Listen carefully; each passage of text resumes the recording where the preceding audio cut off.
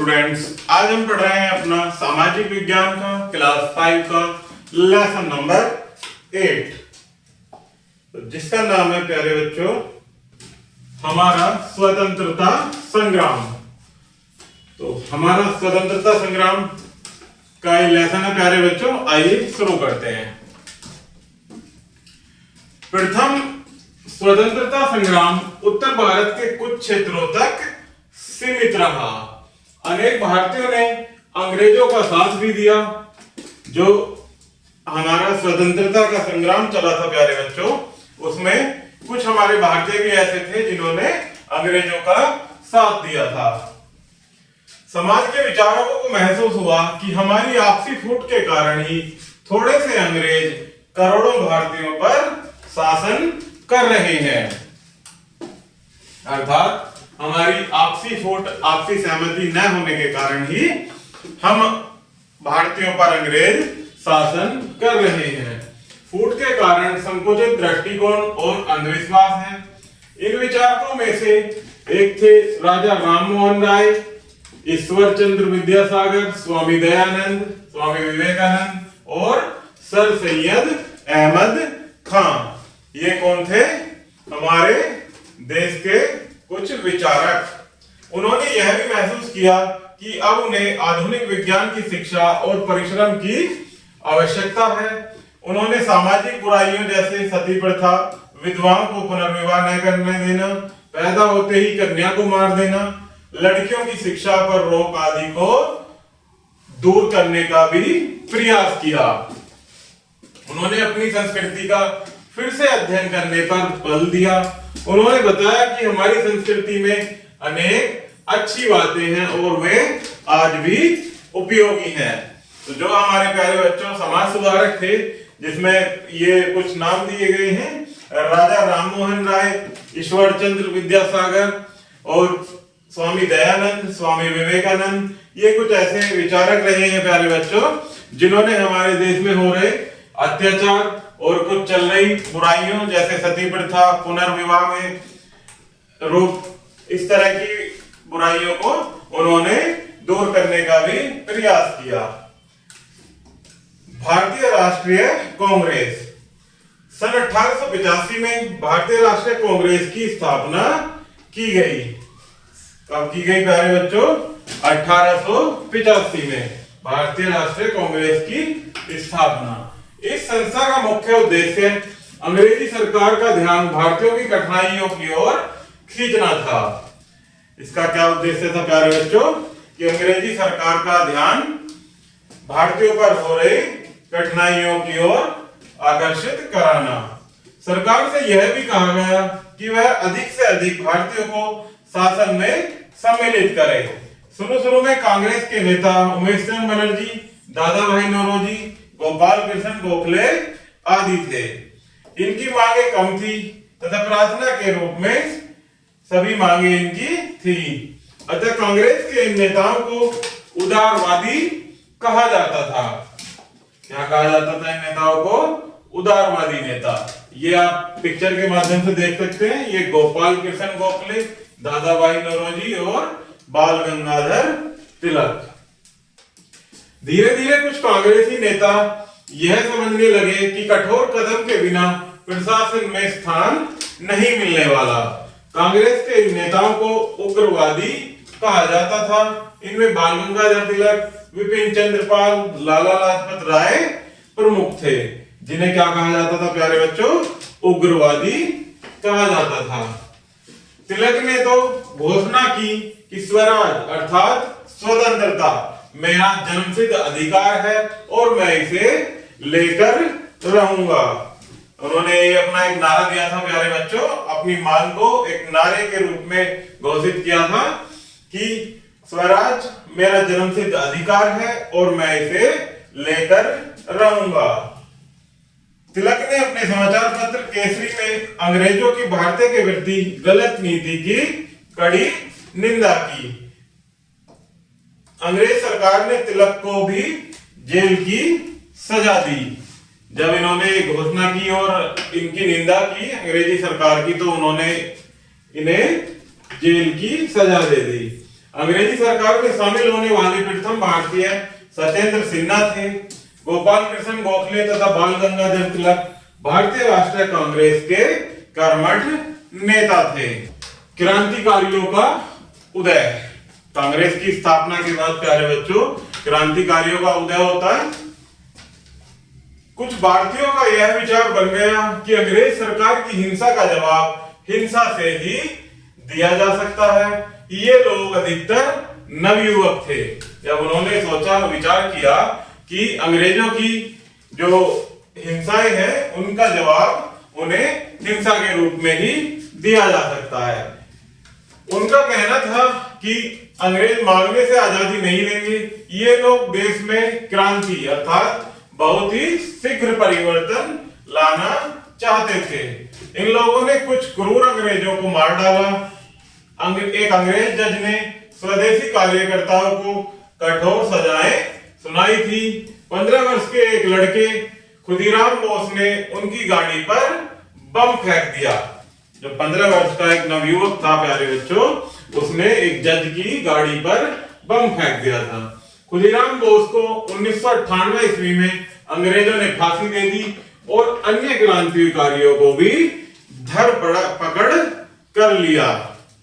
खुदीराम बोस को फांसी दे दी गई और उसके अन्य साथियों को भी पकड़ लिया गया। अंग्रेजों ने 1905 में बंगाल को 2 भागों में बांटने का निश्चय किया, किंतु हिंदू तथा मुसलमानों ने बंगाल के बंटवारे का विरोध किया, जिससे 1911 में अंग्रेज सरकार ने बंगाल का विभाजन रद्द कर दिया था। 1905 में बांटने की उन्होंने निश्चय कर लिया, परंतु 1911 में हिंदू और मुसलमानों के विरोध के कारण अंग्रेजी सरकार ने बंगाल का विभाजन रद्द कर दिया था। कुछ क्रांतिकारी भारत के बाहर चले गए। वे वहीं से भारत को स्वतंत्र कराने का प्रयास करने लगे। मैडम कामा ने जिनेवा से वंदे मातरम नाम का अखबार निकाला। नरेंद्र नाथ चट्टोपाध्याय ने बर्लिन में भारत की स्वतंत्रता का संग्राम लड़ने के लिए एक संस्था बनाई। राजा महेंद्र प्रताप मौलाना बकरतुल्ला ने काबुल में रहकर ही भारत की स्वतंत्रता के लिए एक संस्था बनाई। अमेरिका में जो पंजाबी बस गए थे उन्होंने गदर पार्टी नामक दल की स्थापना की और वे भारत के क्रांतिकारियों की सहायता करते रहे। किन्होंने बनाई थी प्यारे बच्चों? गदर पार्टी, जो पंजाबी अमेरिका में बस गए थे। इसके पश्चात गांधी जी का आगमन होता है। तो मोहनदास करमचंद गांधी गुजरात के रहने वाले थे। वे एक व्यापारी के मुकदमे के संदर्भ में दक्षिण अफ्रीका गए थे। महात्मा गांधी कहां गए थे? एक मुकदमे में दक्षिण अफ्रीका। वे वहां 20 वर्ष रहे। उन्होंने वहां अंग्रेजों को काले रंग वाले और वहां बसे भारतीयों के साथ भेदभाव और अत्याचार करते हुए देखा था। दक्षिण अफ्रीका में उन्होंने अंग्रेजों की इस नीति का कड़ा विरोध किया। जब 1915 ईस्वी में गांधी जी भारत आए तो उन्होंने अंग्रेजों को भारतीयों पर अन्याय और अत्याचार करते हुए देखा था। उन्होंने स्वतंत्रता आंदोलन में शामिल होने का निश्चय किया। जब वो प्यारे बच्चों दक्षिण अफ्रीका से लौटे तो उन्होंने देखा कि अंग्रेज भारतीयों पर अत्याचार कर रहे हैं।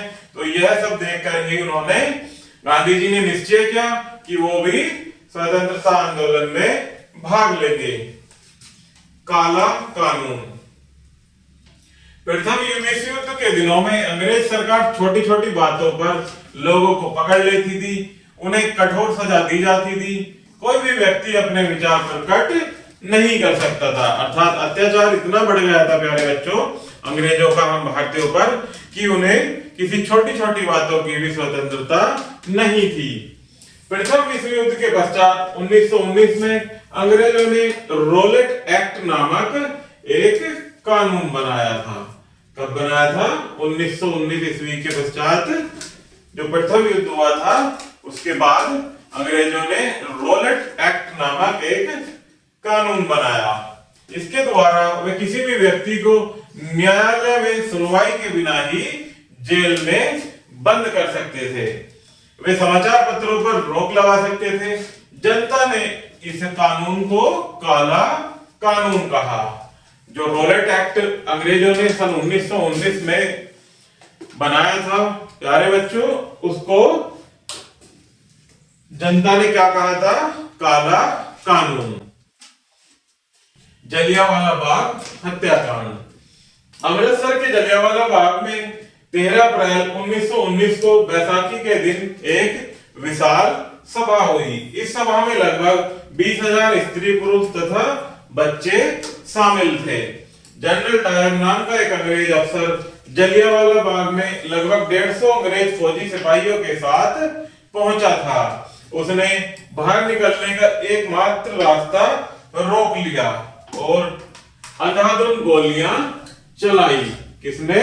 जो जनरल डायर एक सिपाही था, अंग्रेजी सिपाही, उसने अपने पुलिस कर्मियों के साथ वहां पर अंधाधुंध गोलियां चलाई। इस हत्याकांड में हजारों स्त्री पुरुष और बच्चे मारे गए। इसके बाद किसी भी मृतक को उठाने या घायल की सहायता करने पर रोक लगा दी गई थी।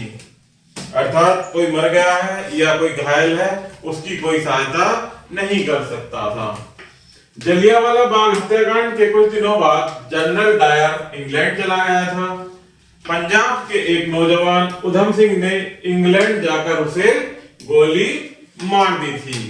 जो जनरल डायर था एक सिपाही, उसको जब वो दक्षिण अफ्रीका चला गया था प्यारे बच्चों, तो उसको एक भारतीय, जो हमारे भारत का पंजाब का एक नौजवान था उधम सिंह, जिसका नाम क्या था? उधम सिंह, उसने वहीं इंग्लैंड में जाकर ही उसे गोली मार दी थी। इसीलिए उधम सिंह को लंदन में ही फांसी दे दी गई थी। इस समाचार को दबाने का प्रयास किया गया, किंतु पूरे देश में समाचार फैल गया। इससे लोगों में दुख और क्रोध की लहर दौड़ गई। अंग्रेज सरकार के विरुद्ध संघर्ष की लोगों की इच्छा और बलवती हो उठी। अर्थात जब उसे गोली मार दी गई तो उधम सिंह को लंदन में ही फांसी पर लटका दिया गया था प्यारे बच्चों, और इससे जनता में संघर्ष के विरुद्ध इच्छा और ज्यादा बलवान हो गई थी। इसके बाद चलता है प्यारे बच्चों असहयोग आंदोलन। जलियांवाला बाग हत्याकांड के विरोध में गांधी जी ने अहिंसक आंदोलन की शुरुआत की। लाखों लोग इस आंदोलन में शामिल हुए। हजारों लोगों ने अपनी सरकारी नौकरियां छोड़ दी। विद्यार्थियों और शिक्षकों ने सरकारी स्कूल तथा कॉलेज छोड़ दिए थे। वे सभी आंदोलन में सम्मिलित हो गए। लोगों ने शांतिपूर्ण जुलूस निकाले और अंग्रेज सरकार के कार्य ठप हो गए। उत्तर प्रदेश के चोरा चोरी स्थान पर कुछ आंदोलनकारी पुलिस के कड़े व्यवहार को सहन नहीं कर सके और उन्होंने थाने पर हमला कर दिया और उसमें आग लगा दी, जिसमें 21 सिपाही और एक थानेदार की मौत हो गई। यह सुनकर गांधी जी दुखी हुए और उन्होंने आंदोलन वापस ले लिया था। जब वहां थाने में आग लगा दी गई और उनके सिपाहियों को मार दिया गया, तो प्यारे बच्चों गांधी जी यह घटना को सुनकर अत्यधिक दुखी हो गए थे, जिस कारण उन्होंने अपना यह असहयोग आंदोलन वापस ले लिया था। असहयोग आंदोलन के समय देश के अन्य नेता सामने आए। उनमें सरदार वल्लभ भाई पटेल, डॉक्टर राजेंद्र प्रसाद, मौलाना अब्दुल कलाम, सी राजगोपालाचार्य, सरोजिनी नायडू, मोतीलाल नेहरू आदि नेता प्रमुख थे। इस आंदोलन में जवाहरलाल नेहरू राष्ट्रीय नेता बनकर उभरे थे। जवाहरलाल नेहरू को क्या बनाया था? राष्ट्रीय नेता। पिक्चर के माध्यम से आप देख सकते हैं प्यारे बच्चों, डॉक्टर राजेंद्र प्रसाद, मौलाना अब्दुल कलाम आजाद, सरदार वल्लभ भाई पटेल और सरोजिनी नायडू। सन 1928 में सरदार वल्लभ भाई पटेल ने बारडोली, जो कि गुजरात में पड़ता है, में किसानों के आंदोलन का नेतृत्व किया था। इसके बाद देखते हैं प्यारे बच्चों साइमन कमीशन। इस समय अंग्रेजों ने शासन में सुधार लाने की कोशिश की। इस समय के लिए उन्होंने एक कमीशन बनाया जिसका अध्यक्ष साइमन नामक अंग्रेज को बनाया गया था। साइमन कमीशन का अध्यक्ष कौन बना था? साइमन नामक एक अंग्रेज। इस कमीशन में किसी भी भारतीय को शामिल नहीं किया गया। सारा देश साइमन वापस जाओ के नारे से गूंज उठा, क्योंकि प्यारे बच्चों इस कमीशन में किसी भी भारतीय को शामिल नहीं किया गया था, इसलिए साइमन वापस जाओ के नारे उठने शुरू हो गए थे। सरकार ने लाठियां बरसाकर और गोलियां चलाकर प्रदर्शकों को रोकने का प्रयास किया, परंतु लोग पीछे नहीं हटे। पंजाब में पुलिस की लाठी से घायल लाला लाजपत राय की मृत्यु हो गई थी। क्रांतिकारी भगत सिंह, सुखदेव और राजगुरु ने पुलिस सुपरिटेंडेंट सैंडर्स को गोली मारकर इसका बदला लिया था। जो हमारे क्रांतिकारी युवक हुए हैं हमारे देश के, उसमें सुखदेव, भगत सिंह और राजगुरु, इन्होंने एक सुपरिटेंडेंट सैंडर्स को गोली मारकर इस घटना का बदला ले लिया था। सैंडर्स ने ही लाला लाजपत राय पर लाठियां बरसाई थी। बाद में भगत सिंह, बटुकेश्वर दत्त ने अंग्रेजी कानून का विरोध करने के लिए केंद्रीय असेंबली में बम फेंका और अपनी गिरफ्तारी दी। अंग्रेजों ने भगत सिंह, सुखदेव और राजगुरु को फांसी की सजा दी। इसके बाद आता है प्यारे बच्चों पूर्ण स्वराज्य की मांग, अर्थात पूर्ण स्वराज, पूर्ण रूप से स्वतंत्रता की मांग की गई। सन 1929 में कांग्रेस का अधिवेशन लाहौर में हुआ। जवाहरलाल नेहरू अधिवेशन के सभापति थे। इस अधिवेशन में फैसला लिया गया कि भारतीय पूर्ण स्वराज लेकर ही दम लेंगे, अर्थात पूर्ण रूप से स्वतंत्रता लेकर ही दम लेंगे। यह भी फैसला किया गया कि बड़े पैमाने पर सत्याग्रह शुरू किया जाए। अपनी किसी बात को मनवाने के लिए शांतिपूर्ण ढंग से आग्रह करने को सत्याग्रह कहते हैं। तो सत्याग्रह का क्या मतलब होता है प्यारे बच्चों? अपनी किसी बात को शांतिपूर्ण ढंग से मनवाना। स्थान स्थान पर हड़तालें हुई, विदेशी माल का बहिष्कार हुआ, लोगों ने कर तथा किसानों ने लगान देना बंद कर दिया था। गुजरात में समुद्र के किनारे दांडी नामक स्थान पर लोग समुद्र के पानी से नमक बनाते थे। अंग्रेजों ने कानून बनाकर देश के लोगों का नमक बनाने का अधिकार छीन लिया। गांधी जी ने बहुत से अपने साथियों के साथ दांडी के लिए पैदल चल पड़े थे। इसीलिए इसको क्या कहते हैं प्यारे बच्चों? दांडी मार्च यात्रा, क्योंकि गांधी जी अपने साथियों के साथ दांडी के लिए चल पड़े थे। साबरमती आश्रम से दांडी 300 किलोमीटर की दूरी पर है।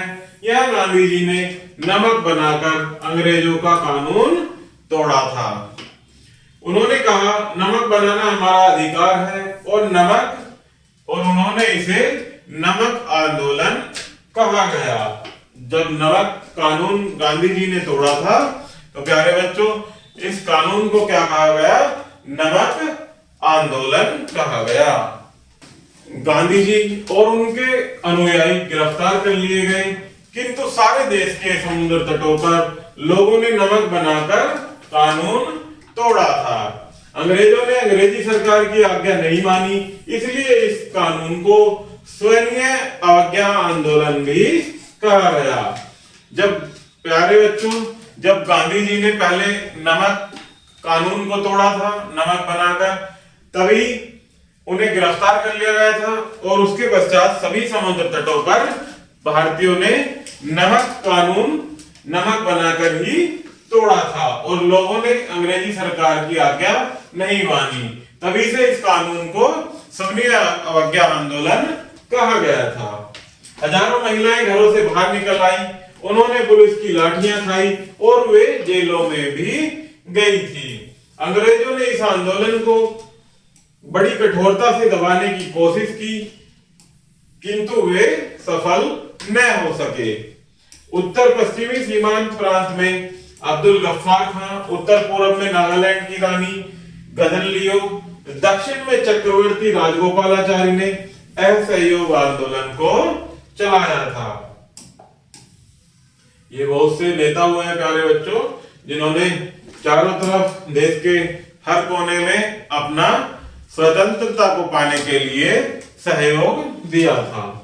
फिर स्वदेशी पर बल।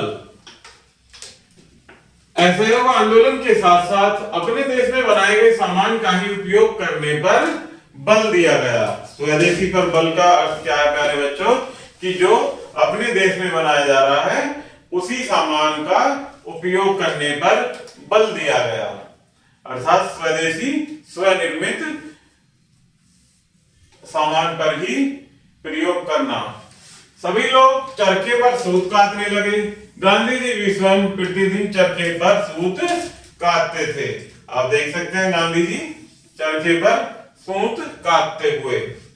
महात्मा गांधी ने अंग्रेजों से लड़ने का एक नया तरीका बताया। उन्होंने कहा, यदि तुम्हें सामने वाला चोट पहुंचाए तो उसे सह लो, पर स्वयं उसे हानि न पहुंचाओ, इससे उसका मन बदल जाएगा। अपने इस तरीके को वे सत्याग्रह या अहिंसा कहते थे। सत्याग्रह का अर्थ प्यारे बच्चों अभी हमने आपको समझाया था कि शांतिपूर्ण ढंग से अपनी बात को मनवाना या रखना। हर हथकरघों पर कपड़ा बुना जाने लगा, जिसे खादी कहते हैं। अधिकांश लोग खादी के कपड़े पहनने लगे।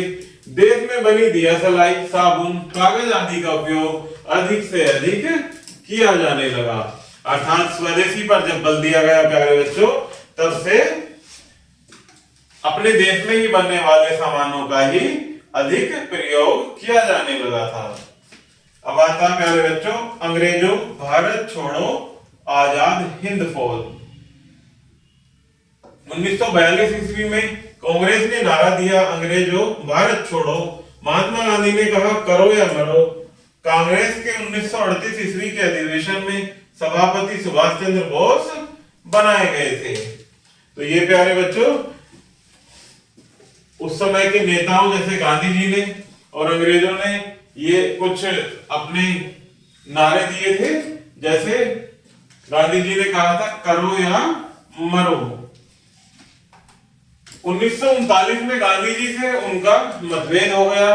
वे शांति के बजाय क्रांति अर्थात हिंसा का जवाब हिंसा देकर प्रयोग द्वारा अंग्रेजों को भगाना चाहते थे।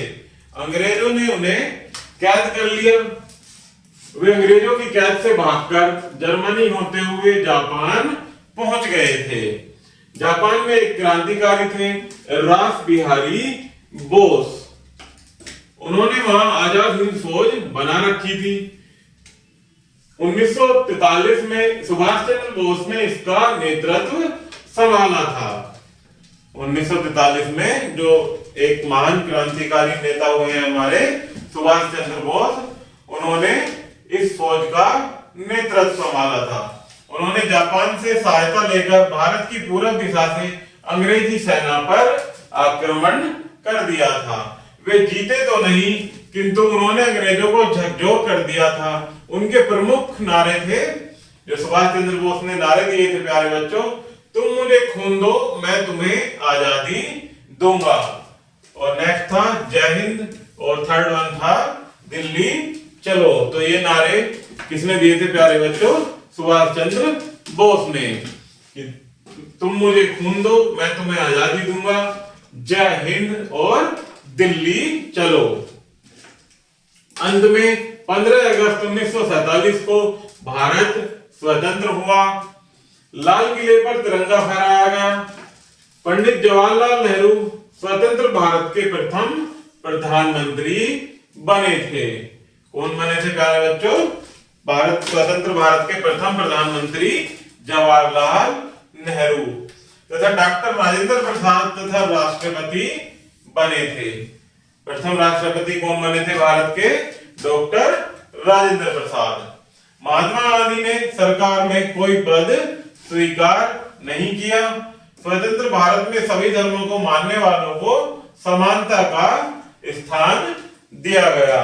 अर्थात जब हमारा भारत स्वतंत्र हो गया था प्यारे बच्चों, तो हमारे भारत देश में सभी धर्मों को मानने वालों को समानता का स्थान दिया गया था।